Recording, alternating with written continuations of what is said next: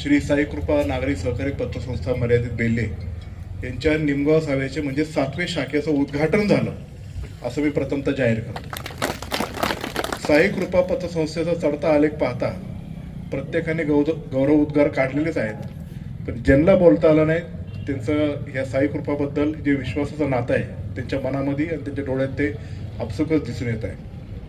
काळे साहेबांनी सांगितल्याप्रमाणे पतसंस्थेचं जाळं जुन्नर तालुक्यामध्ये खूप मोठ्या प्रमाणात आहे। तब्बल 150 पतसंस्थांच्या परवानग्याच वल्लभशेठ बेनके साहेबांनी त्या काळामध्ये दिल्या होत्या आणि आता ती संख्या 202 पर्यंत गेलेली आहे। आणि सगळ्या शाखा काही पतसंस्थेच्या प्रत्येक ठिकाणी जर त्या पाहिल्या तर त्याची संख्या जवळपास जुन्नर तालुक्यात 300च्या आसपास पतसंस्थांच्या सगळ्या शाखा धरून हे जाळं आपल्या तालुक्यामध्ये निर्माण केले।